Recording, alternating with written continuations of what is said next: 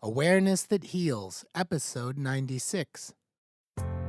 The Awareness That Heals podcast helps its listeners learn to develop the capacity to have a more healing response to emotions and situations rather than becoming stuck.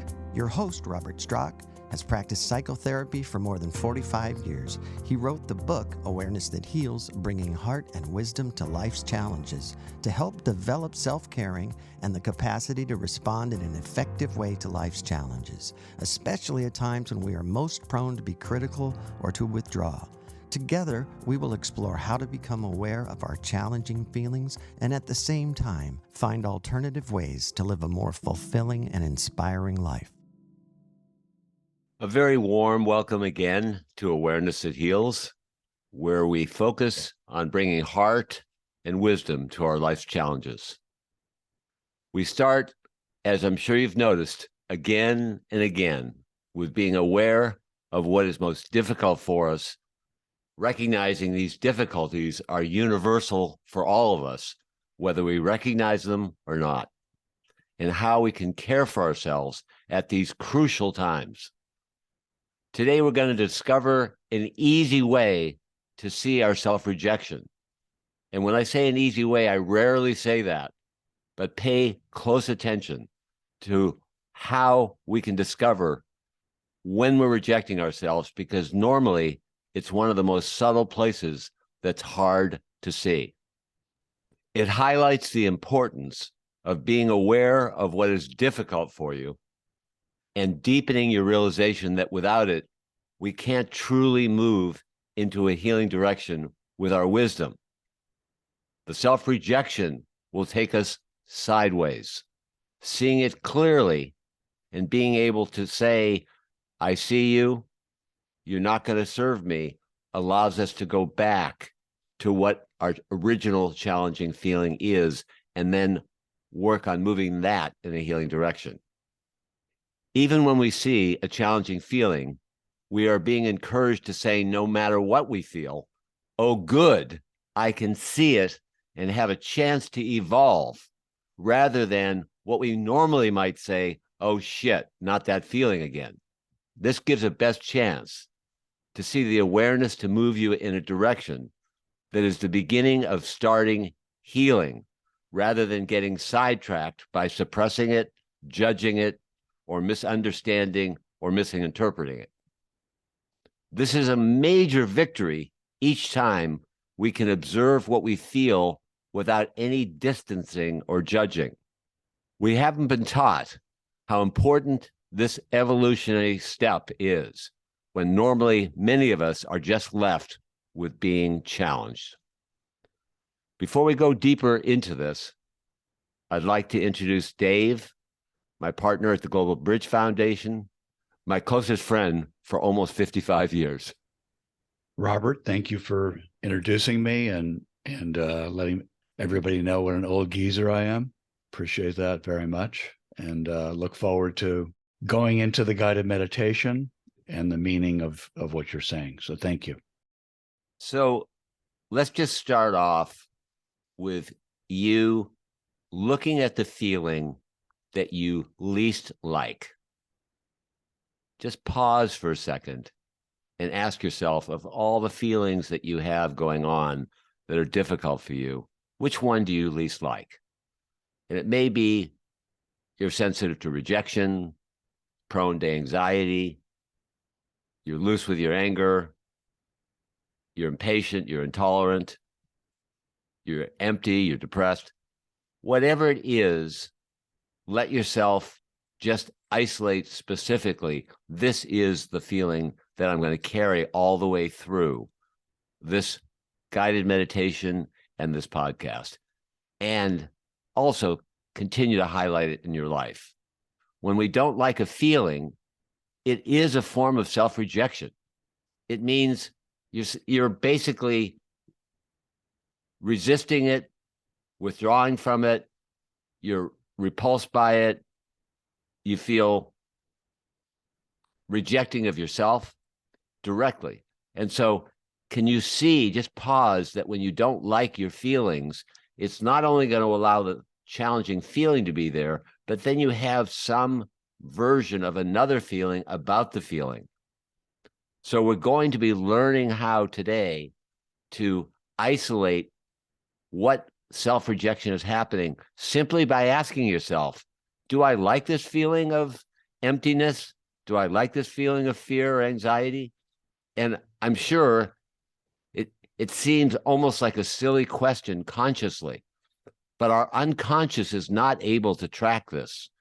And so we need to ask the question to wake ourselves up that by not liking it, we're getting further and further away from what challenges us, and therefore how we can respond to that challenge.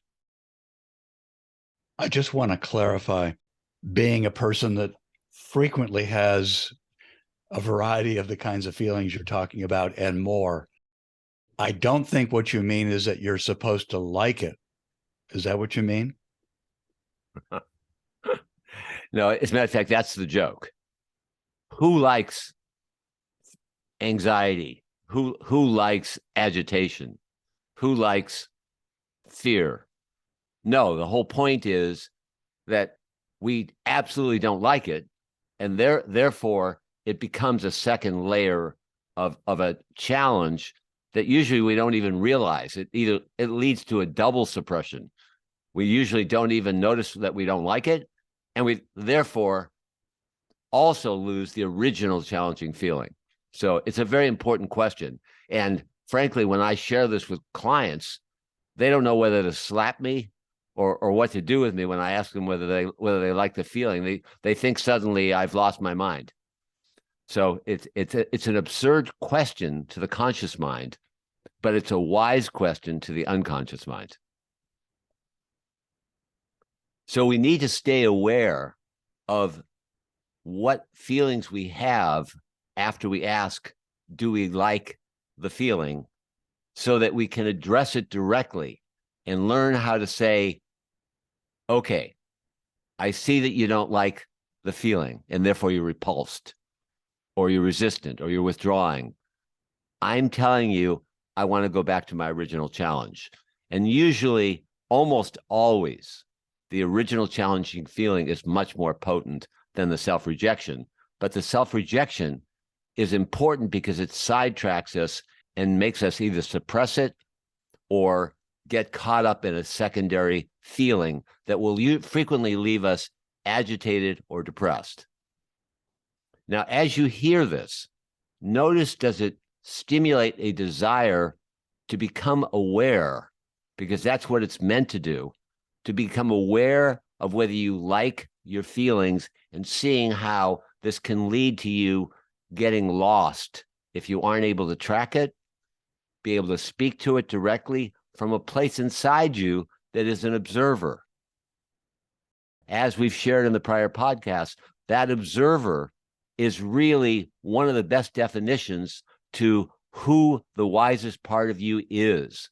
So that observer is keen and looking at not only the challenging feeling, but your dislike. So let it be, or do your best to let it be, a Pavlovian-like response, which means that the moment you feel a challenging feeling, you ask yourself this question automatically: do I like it?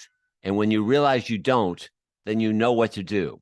You're going to isolate yourself, say, sorry, I'm going to move into an accepting awareness of the rejection, not to condone it, but to say, instead of rejecting my challenging feeling, I'm going to accept it with awareness.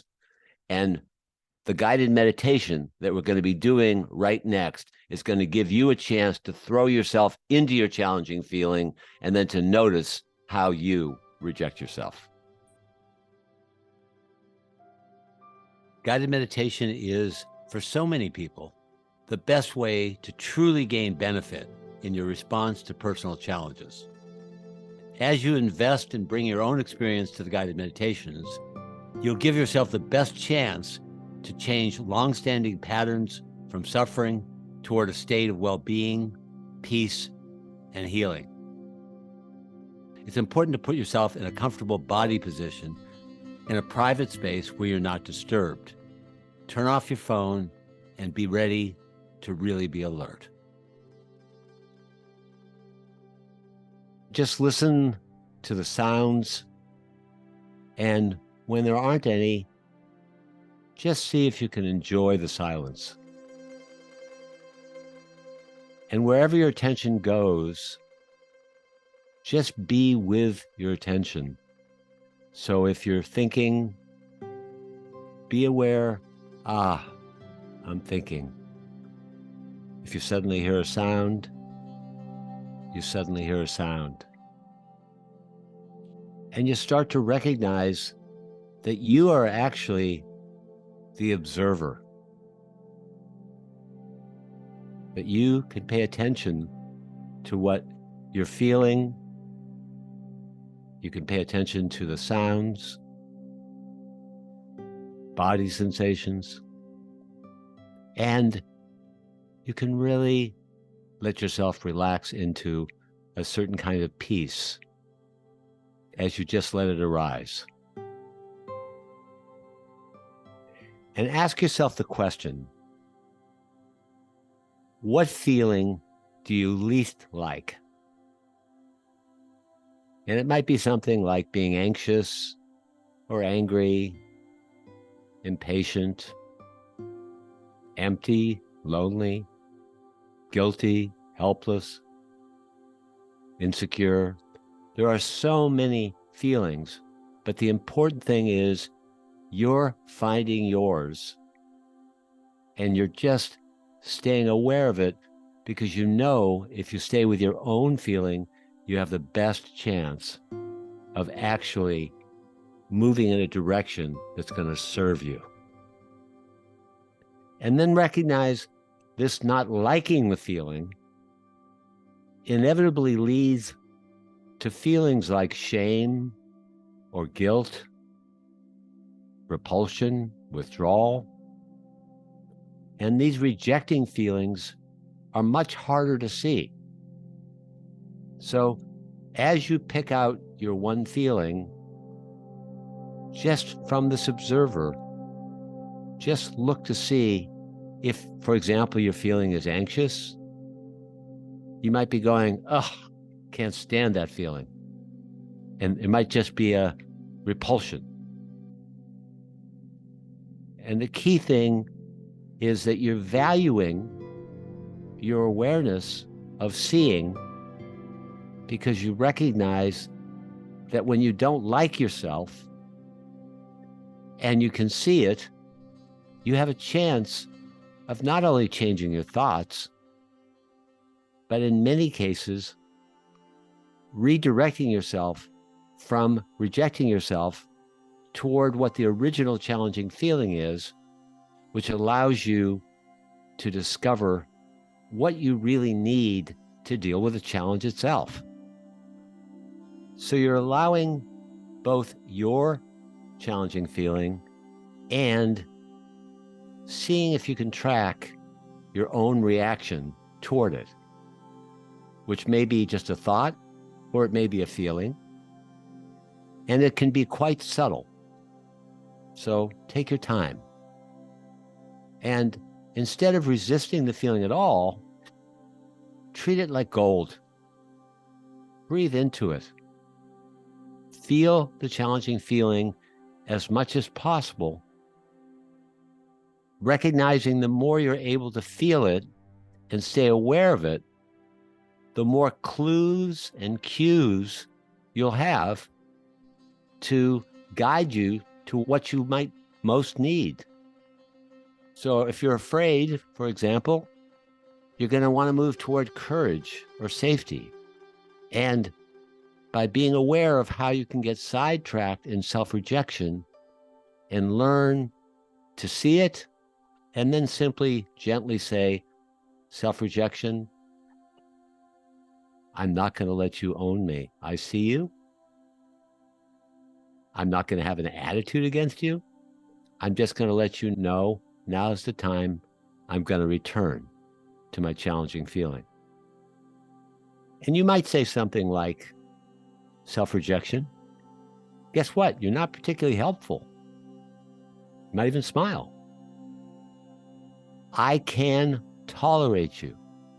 You are tolerable. That's all I need to do. and now I'm getting back to my challenging feeling.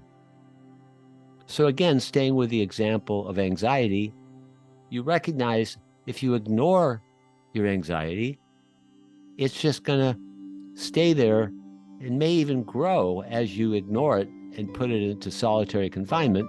Whereas if you are able to use this precious observer to say, anxiety, I'm with you, and I have a desire to do what I can to support you.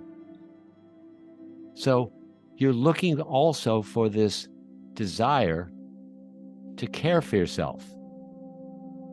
And it's always unique to you because your feeling, your challenging feeling is utterly yours, and you're getting into a state of awareness where you're honoring where it is, you're doing your best to find a place inside you that knows, of course, I want to care for myself. And then you're starting to ask a question: how can I possibly best care for myself?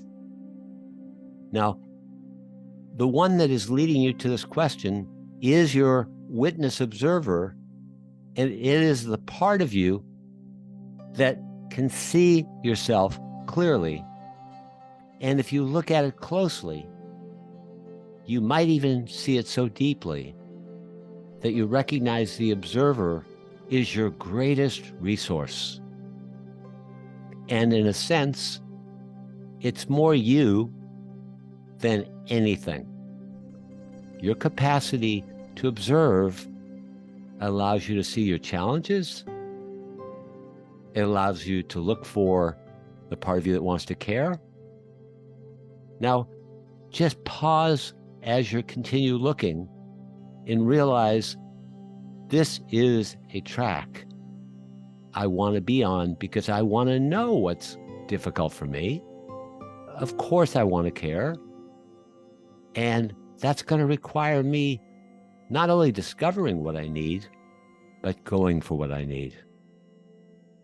So if you're in fear, you're going to be finding this part that wants to care. If you go, oh, no, not fear again, and you're just outwardly rejecting it, you could say, okay, I can tolerate that I'm starting to reject it, but I'm going back to my fear. I don't want to ignore my fear, because then I'll just stay there. So you ask yourself, what is it that I need? And you recognize it's courage and safety. And while we're doing this, we're just attempting to identify the direction you want to guide yourself when you're in any kind of challenging emotion. So keep returning to the feeling again and again that's challenging, and see if you can come close to treasuring it. Not that you love it, but you treasure the awareness of the observer. This acceptance of the challenging feeling and this urge to find the place that wants to care for you is utilizing the observer in a way that you want this to be this way the rest of your life. Is it clear to you why you would want to be able to be this resourceful? So it's incredibly helpful to realize that the best diagnostic question for discovering self-rejection is just asking yourself, do you like yourself when you feel blank? And the blank is your challenging feeling. Now, you may want to smack me as you hear this, because who likes it when you feel fear? Who likes it when you feel irritated or annoyed? But there's a reason why we're asking an absurd question. And it's because unwittingly and unconsciously, we so frequently don't like it, and then we get caught in not liking rather than tolerating. And if we tolerate, it allows us to go back to the original source of our suffering. Can you see clearly now how you can guide yourself and not be owned by the challenging feeling? If you keep your observer on both the experience of it, it's not just observing, it's giving you encouragement and permission to feel it, and also the challenging emotion. And that results in a tolerance and a moving back to the challenging feeling. And that challenging feeling, whether it's anxiety or fear or anger or frustration, you're looking for, well, what would be the need that would best help me? And really more accurately, what would be the needs that would most help me? What would the thoughts be that would care for me while I'm feeling afraid? Instead of yuck, we might be saying something like, it's universal. We're human. Everybody feels fear. There's nothing at all wrong with feeling afraid. It's how we respond, again, from this precious observer. As you look closely, you will find places where you say, I can't stand being or feeling this way. And then a key is tolerance. I can tolerate you. I'm going back. I'm going to deal with the original challenging feeling. If you're in a state of intolerance and you feel it, first of all, that awareness requires a certain amount of courage and humility. And then you look again for that place that wants to care. And that's going to lead you to the possibility of asking a question, how can I move toward tolerance, kindness, maybe even tenderness? But you can't move in these directions if you don't stay aware of the challenging feelings, because they're the source of motivation to inspire you to fulfill your caring instinct. So whatever your feeling is, and again, keep staying with your feeling, can you hear a voice that's saying, I want to care for myself? You can use your own words, but the meaning needs to be, I'm suffering, and I want to try my best to find the direction to lessen my suffering, to be more soothed, or to be more strengthened, or whatever the particular need is. You might find your friendly mind saying, hang in there, when you can't feel capable of being motivated to care or find tolerance. And then you'll have to put your attention, or you'll want to put your attention on, oh, come on, I want to find the place inside me that would rather care for myself than hate on myself. Hopefully, as you're even hearing this, a little smile goes on your face as you see the absurdity of having a challenging feeling and not caring. And then realizing, oh, I can see it now. That observer can see it. This is an evolutionary step when you can just simply start seeing the challenging feeling, let alone finding the place that wants to care, and then adding that to asking the question, how can I move toward caring? Just that movement is a way to make a pivot in your whole life where it's hardest for you. When we're used to either being absorbed or exiting and getting out of there as fast as we can. So give yourself a reminder. I want to be aware of my challenging feelings. I want to find the place inside me that cares. And I want to ask the question that is going to move me toward well-being or healing. And when the self-rejection comes in, I want to tolerate it. I want to speak to it and say, I can tolerate you, but you're not the center. The center right now is my original challenging feeling. And as you stay with this meditation now and after, see if you can appreciate this great work and dedication that you're giving to yourself and to your life, and seeing it as a part of the work that is so valuable for your lifetime. And realizing that when you take great care of yourself in this sort of way, you're really taking care of the world around you as well.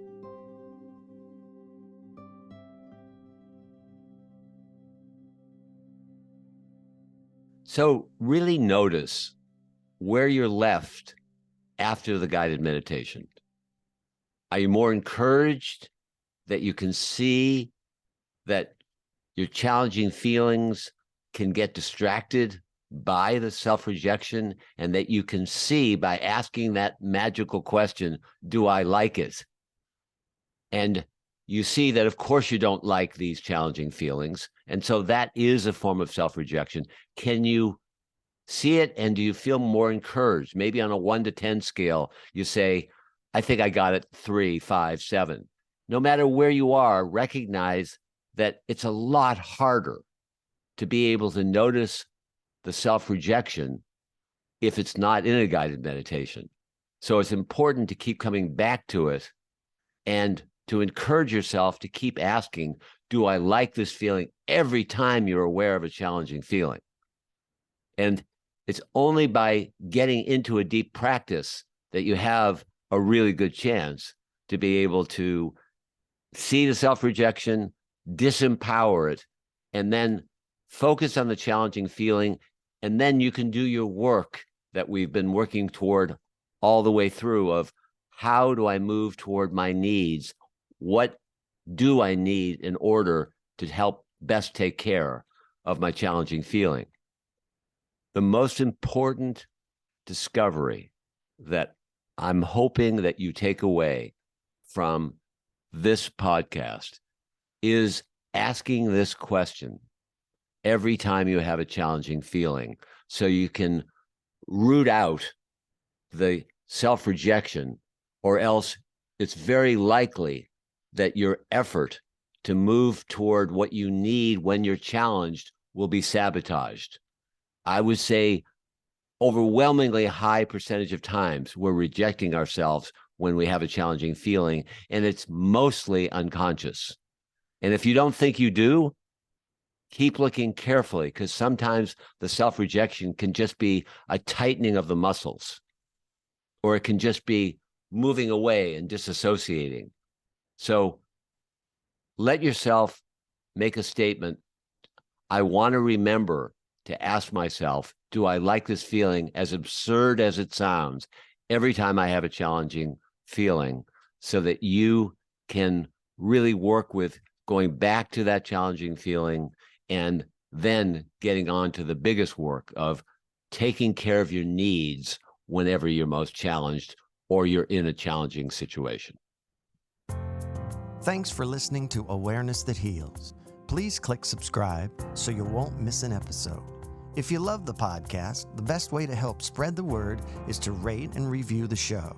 This helps other listeners like you find this podcast. We're deeply grateful you're here and that we have found each other.